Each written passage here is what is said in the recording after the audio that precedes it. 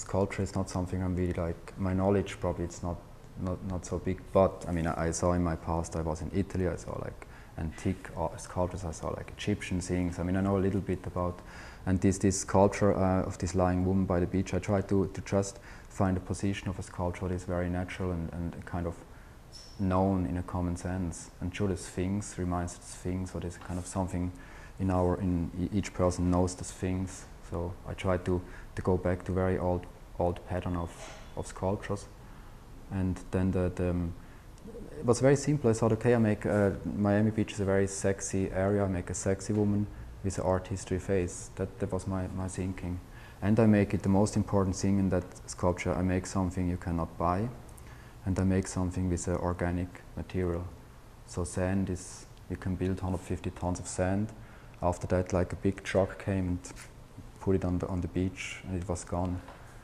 So I could also, with that money, I had this $10,000, $20,000, $30,000. I could make something from my ego. I could make like a plastic sculpture, you know, for 3 days, and then after that you have to destroy it. But I thought it's very nice to make the work with materials, kind of in this time where we speak about recycling, where we speak about not buying something, and I thought that fits very well in the time.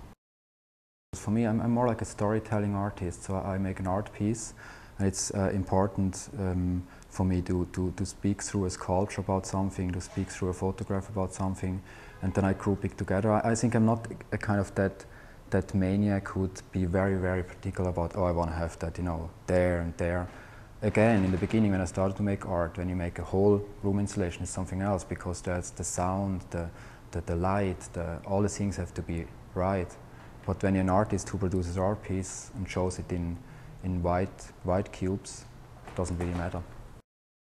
I kind of started when I was 16. My father gave me a camera, and I started to make photographs, and I got very interested, and I started to work and work and work and work, and I kind of been very happy to produce something that comes out of my perspective, and that never changed.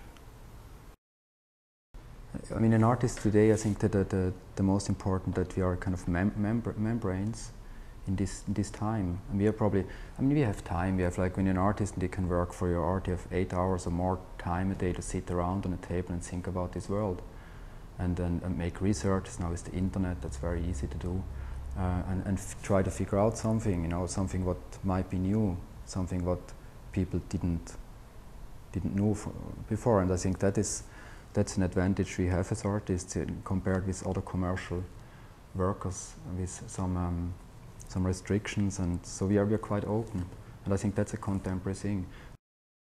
In one point I realized as an artist that I don't want to end up in an artist ghetto. You know, I don't want to only like focus on artist things, like go to shows and see other artists working, or I really want to open up and be a kind of the common person, see what like the mainstream things.